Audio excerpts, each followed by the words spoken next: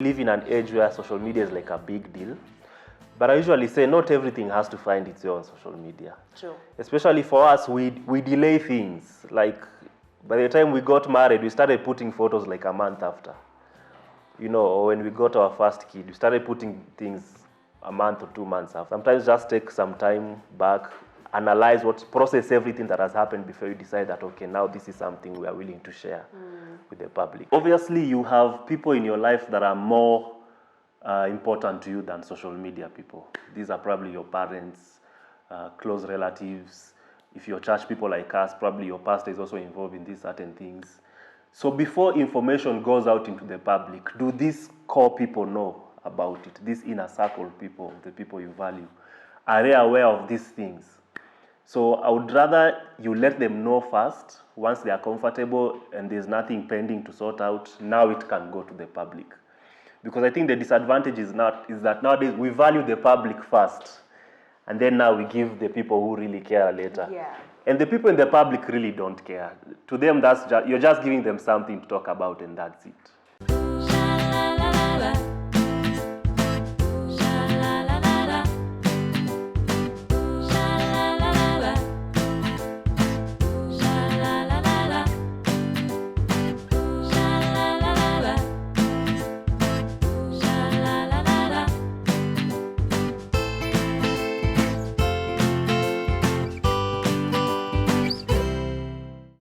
We planned it ourselves, eh?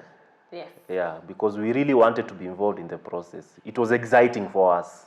So we sourced for all the service provider, the deco guys and all that. It was a joyful moment. I can't honestly say that I had sad moments planning for my wedding, or I had moments where I wanted to tear my head off. I just really enjoyed the entire process. We went to the Samantha Bridals Fair 2016. It was at Sarit Center Expo, right? Yes.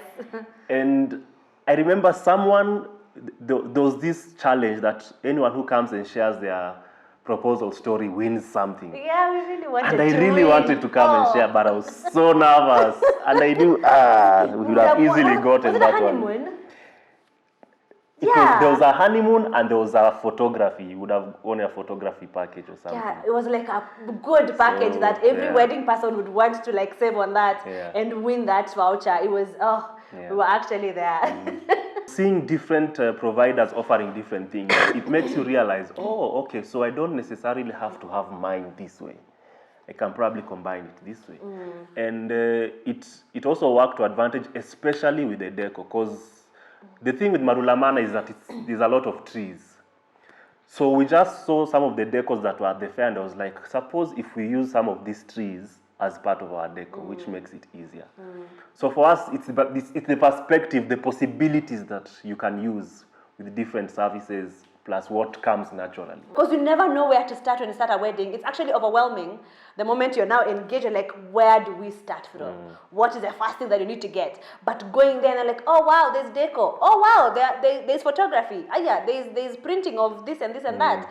So it really gave us a list. It helped us tick lists of what we really need and what we don't need for our weddings. My dress was, it was a ball gown, but the inner skirt wasn't attached to the dress.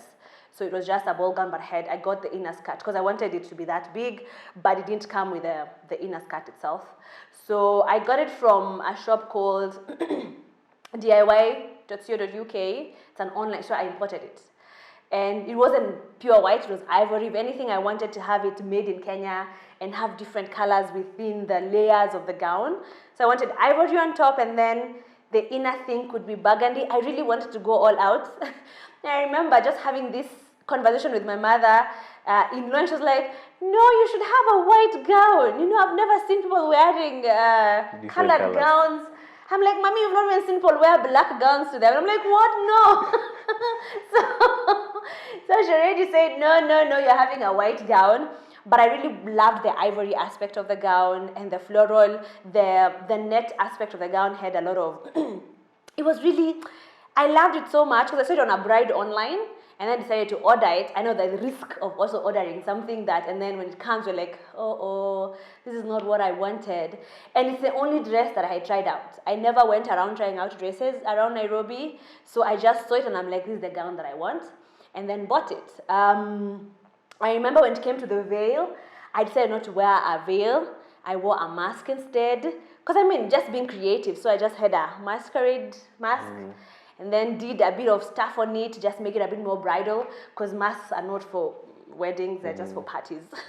So we had to do some gold detailing, put a flower on it, and that was my what do you call it? My veil. I was very nervous, honestly, when I was walking down the aisle with my parents. First of all, I remember coming in. The part that we didn't mention is he walked in, not down the aisle, but until where he's supposed to start walking down the aisle with a horse. So he got there with a horse, got off the horse, and then walked down the aisle. And so the bride as well, hangewacha nyuma, so I also did that, got onto a horse, and then my horse was just misbehaving because it didn't have the corn. And then since it got a bit sunny in the morning, and then now there was a lot of reflection with the dress. So the horse got jittery. So it was like, we are not doing this. So it didn't want me to be on top of the horse. So it started misbehaving, and I think I became nervous at that moment. But now we decided with my mom, it's fine, let's just walk. So we walked a short distance and then down the aisle. So I was just settling my nerves from having a horse that was about to throw me off to now walking down the aisle. And I'm like, I'm actually getting married. So because also we weren't reading our vows, we were actually saying them from our head, so we had enough time to cram them, internalize the vows. So there was also that nervousness of like, okay, I wish I don't forget my lines. It was one of those scenes that you don't know what to do with yourself. I was very excited, but composed at the same time. So I was just enjoying watching her coming in. I was really happy about it. Weddings are good, especially if you get to do your dream wedding. But have a dream honeymoon. Yeah. Because a wedding will be done in a matter of hours. Yeah. You want to enjoy the honeymoon. Yeah. So if you have a chance to make sure the honeymoon lasts, just, enjoy the honeymoon just as good as you'll enjoy the wedding. Actually, if I was to do anything different, probably I'd put more money in the honeymoon. For the honeymoon and so little for the wedding, but still not compromise on the style and things that you want, but still find a way of also investing back on the honeymoon. Because the pressure of planning a wedding, first of all, when the day comes closer, it's really hard.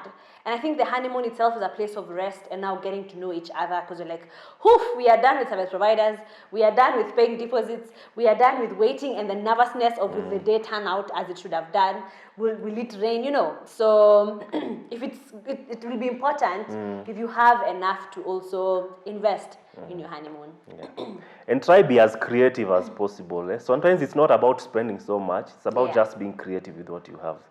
Because I remember for us, it was the time drones were becoming a thing. Yeah. So I remember when it was time for me to present the ring, of course the pastor was in on it, but we acted like we had forgotten the ring somewhere. So everyone was wondering what's happening. So they just saw a drone coming, came and brought the ring there, someone picked it, and we continued on. So, and I think that made people be like, wow, we've never seen something like that before. So if you can be creative with the small things, just to let it not be the wedding everybody sees every other time. Yeah, and sometimes creativity can also save on costs.